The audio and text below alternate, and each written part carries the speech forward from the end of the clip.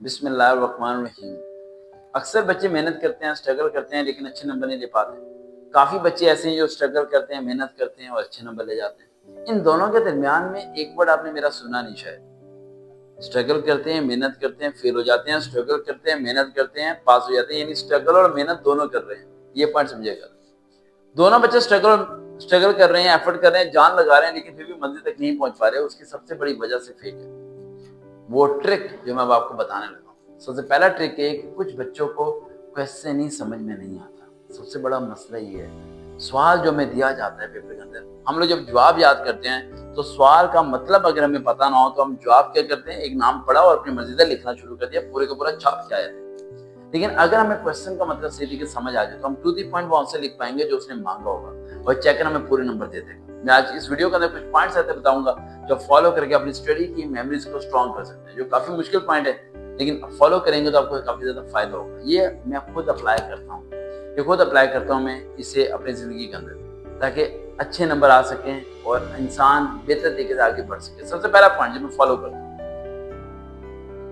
Revision का सही pattern. आप लोगों को रिवाइज करना नहीं आता, आप लोगों को ये नहीं पता रिवीजन कैसे करते हैं। आज बताता हूँ रिवीजन कैसे करते हैं। आप एक 3 चैप्टर याद कर लें, 3 चैप्टर याद करने के बाद आप क्या करते हैं, याद हो गया लिख दिया, याद हो गया नहीं।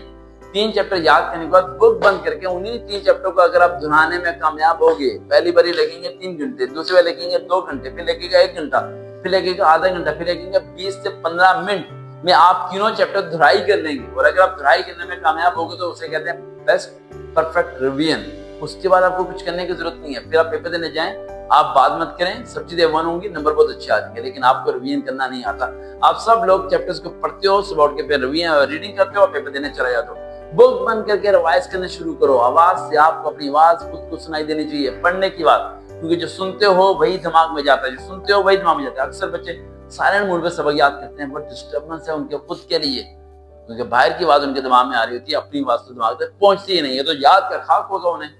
दूसरा point, that is very very most point, paper देख के घबराना नहीं चाहिए। आप मैंने मेरे से पेपर देखा नहीं आता, पता नहीं क्या बनेगा मेरा, कैसा भी है करना शुरू करो। You must have to attempt all the questions, this is basic point.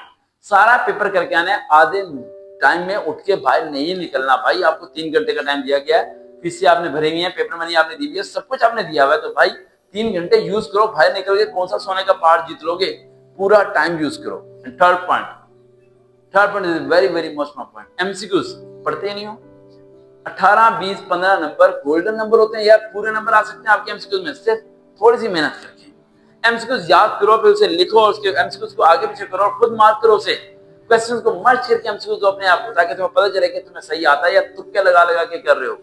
And last point but not least, जो कि मैं फॉलो करता हूँ अपनी जिंदगी का, वो है जब मैं पेपर देने जाता हूँ तो मैं किसी से बात नहीं करता, मैं खामोश रहता हूँ, मैं चुप रहता हूँ, मैं किसी को हाल वाल भी नहीं पूछता ना बताता।